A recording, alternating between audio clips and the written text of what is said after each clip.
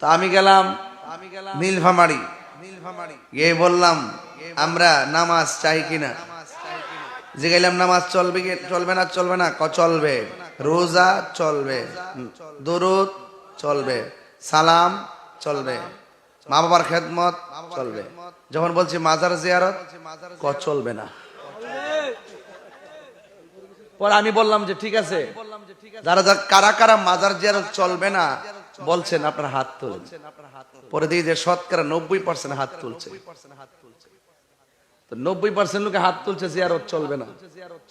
তাহলে আমরা কোন দেশে আছি বলেন? কি অন্ধ বানাইছে এদেরকে। পরে আমি তাদেরকে বললাম, বাবা শোনো, তোমরা তো 90% লোক বলছো যে জিয়ারত চলবে না, এখন আমি একটু বুঝাই, এরপরে তোমরা হাত তুলো আর না তুলো, পরে বুঝে কাটলে তুলবা, পক্ষে আইবে না বিপক্ষে থাকবা। তখন আমি কইলাম কবর জিয়ারত করা সুন্নত, আল্লাহর ওলির রওজা মুবারক জিয়ারত করা, মাকবারা, সব মাকবারা একই বিধান। জিয়ারত করা কি সুন্নত। এটা কি মোল্লার কথা না নবীর কথা? নবীর কথা মানবেন না মোল্লার কথা মানবেন? তাহলে আপনারা যারা এতক্ষণ মোল্লার কথা মান্য বলছেন জিয়ারত চলবে না, তাহলে আপনারা ভুল পথে ছিলেন। কারণ নবীজি পাশে বসা আছে।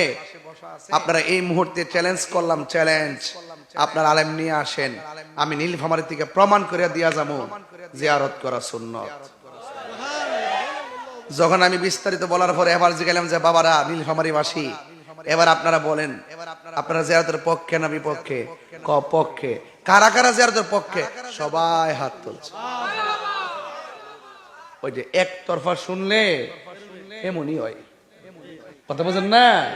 কারণ আমরা সুন্নিরা উত্তরবঙ্গে আমাদের বিচরণ কম।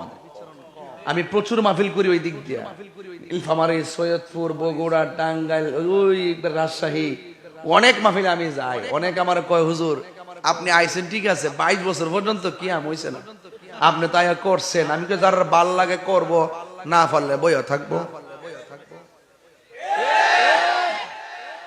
এটা তুই সুন্দর করতে কইছেন।